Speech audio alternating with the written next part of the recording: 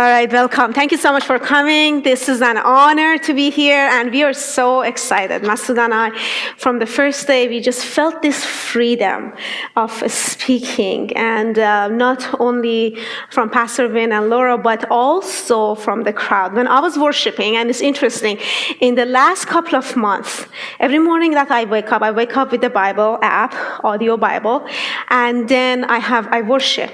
And in the last couple of months, I worship every day, but in the last couple of months, Masood and I worship with the first song that you played this morning. And when I woke up this morning, I said, I don't have time to do my worship with that song. And now we are here, and Masood said, we are laughing, and I didn't know. I know. It's just amazing, because when you get to understand the book of Revelation, all of a sudden worship becomes different to you. And today, what I want to do is, I just want to share a little about our background and share about where we came from and how we became Christian. But before that, let me tell you this.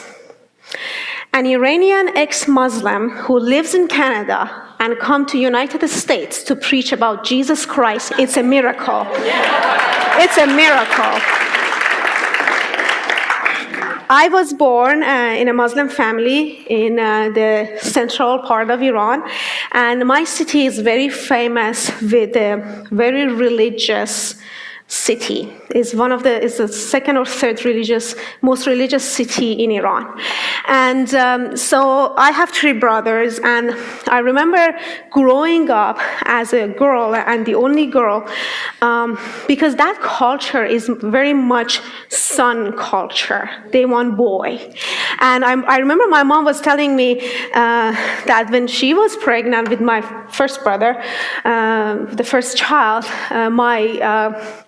my grandma would tell my mom that if your first child is a girl, then I'm going to kill you.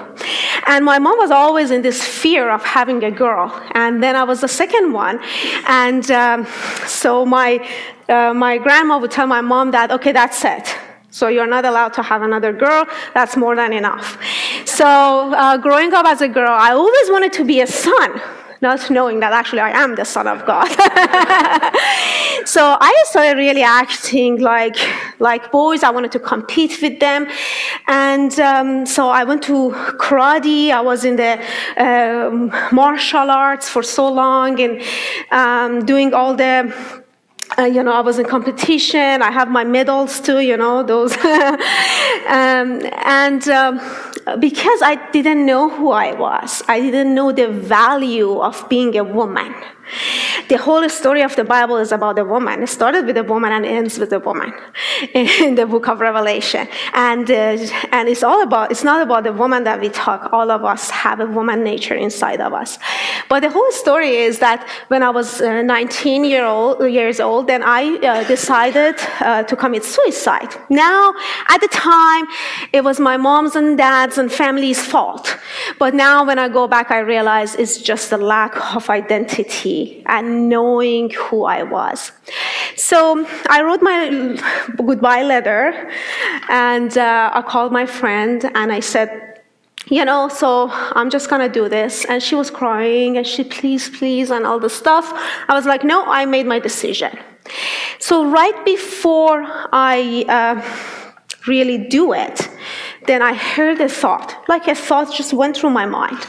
And this thought told me that, you never asked God, you never asked, the Creator, you never asked the one who made you, why did he make you? I was like, yeah, it's all his fault. Why do I need to talk to him? Why, first of all, I was born a woman, then in Iran, in a Muslim country. Why didn't I get born in United States?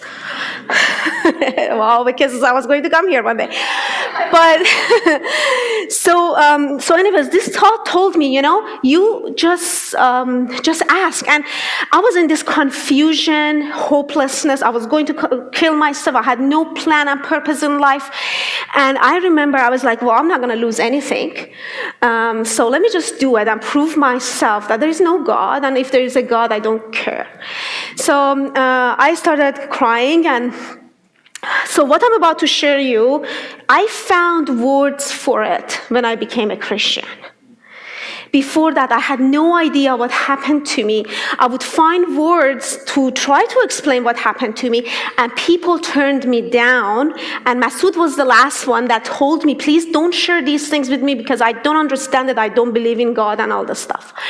So in that moment that I was confused and I was like, okay, I said, God, who are you? If you don't show yourself today, I will kill myself. And then I started cursing God, and then I was like, oh, I'm sorry, I got afraid, and then this confusion happening. And as I was just talking and cursing God and hatred and darkness and hopelessness, all of a sudden I felt the atmosphere got changed in the room that I was in. And I felt a person walked into the room. Now, you need to understand, when you come from a Muslim background, we were told all of our lives that God does not. He doesn't visit you. He doesn't come to you.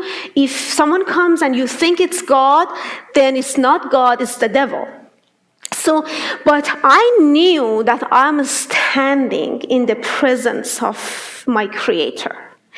And these waves of love started coming and going through my body to the point that now I was crying out, I want to die, not because of all this hopelessness, because of the love that I was experiencing. The love that I was experiencing, it was